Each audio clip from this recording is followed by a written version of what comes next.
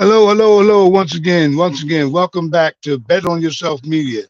This is a brief little story I have about one only Michael Irvin. Update from a little controversial issue, well, big issue that he's going through with allegations against him stemming back from the Super Bowl when he was out there doing covering the Super Bowl for the NFL Network. But first and foremost, let me say this here. If you haven't, if you didn't, you thinking about it, subscribe, comment, and like on this channel. Let's get back to the story at hand.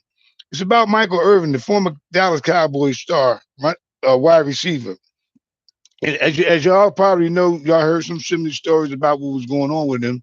He was uh he was doing doing working for the NFL and ESPN, a couple of other outlets, I believe, in around the league, doing commentary and broadcasting, and that's that's sort of thing going on. I know he definitely was on ESPN with Stephen A. and a couple of other guys, that come on with Molly and the group, so forth, talking football and sports in general. But anyway, he was released from the panel when a woman filed a complaint against him after she said he allegedly assaulted her, solicited her, and it took place at the Marriott Hotel in Arizona. So the Marriott has something to do with these allegations also. So from what I'm getting back now, it says that so now that the hotel itself has released new information regarding this incident. So I know Irvin filed $100 million lawsuit against the hotel and the John Doe, allegedly the woman that claimed he assaulted her.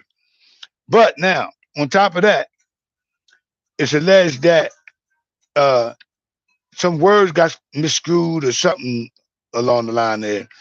But I'm giving you what I know is that.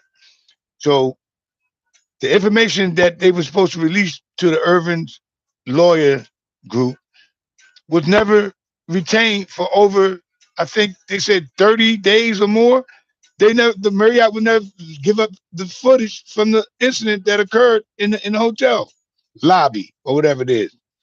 So, and knowing Irvin filed $100 million damage suit against him for the Marriott and the complaining, so they still, in regards to that, would not release the footage of the incident that happened in. I thought that was my grandson. That happened in the hotel between Irvin and this alleged person that he supposed to have contact with, or sexually aggressive, been sexually aggressive with in the lobby. He addressed the situation in a recent conference. This is Irvin, Michael Irvin speaking. This takes me back to the time where a white woman would accuse a black man of something, and they would take a take a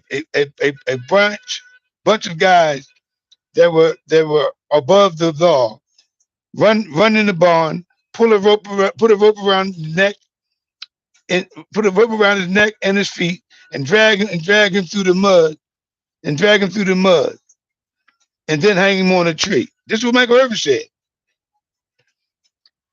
So in the Marriott response said that the comments that he made were inappropriate and trying to make it racial racially motivated. I don't know. I don't feel that way personally about the racial thing. I think he's just trying to get a point across. He got his back up against the wall. He's fighting for his life, his reputation.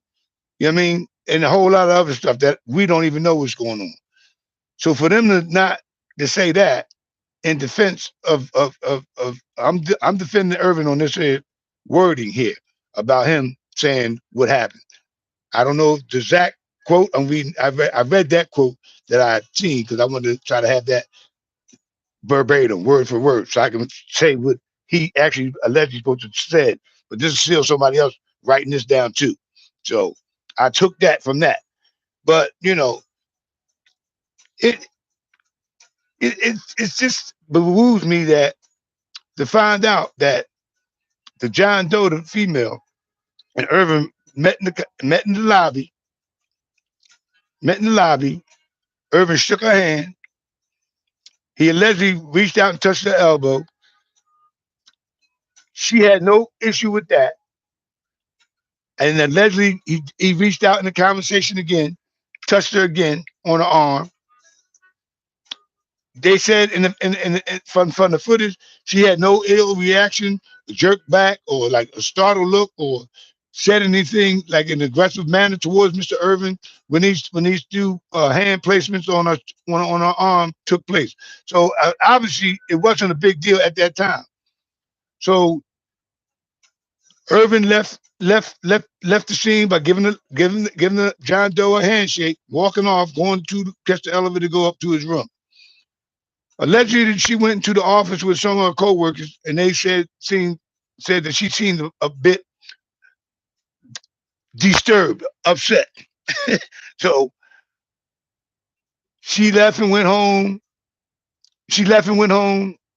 Came back the next day, and went to her manager. Told her manager what happened yesterday between her and said Michael Irvin, and the manager told her to take it to the who was it? He said the manager told her to take it to the PR or whoever's the head of security in the facility. So she did. But this is my thing is this was a day later. This wasn't like it was this was a day later that this here all took place. So I guess she went home and had a thought about it and then come in, I'm gonna make this guy pay for it. I'm gonna get some money out of this guy. Quote me, don't get me. I'm just surmising. I'm just surmising. I'm not. Don't get me wrong here, because I don't know. But I'm just surmising from what I'm reading and from the film that from the words that I heard Michael Irvin speak the other day. Not recently, the other day. 'Cause I read what happened while I'm talking about this, but I didn't see him actually speak. So, and it's just I think it's a money grab myself. I think it's a money grab, and I think something needs to be done about this, man. I really do.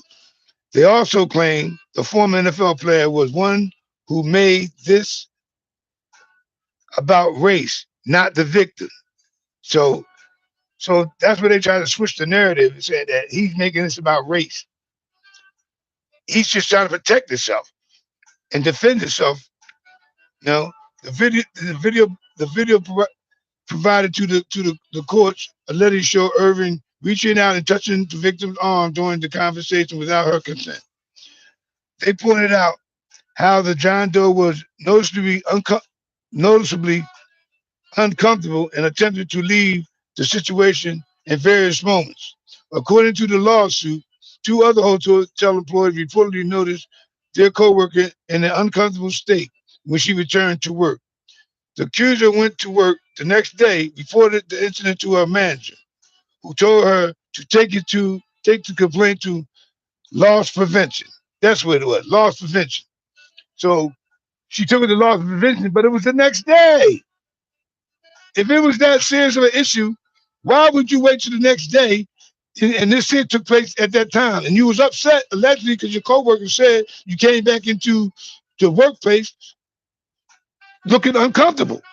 So if they seen that, obviously you express some type of body language to make them say what they said and what they saw from you from the John Doe.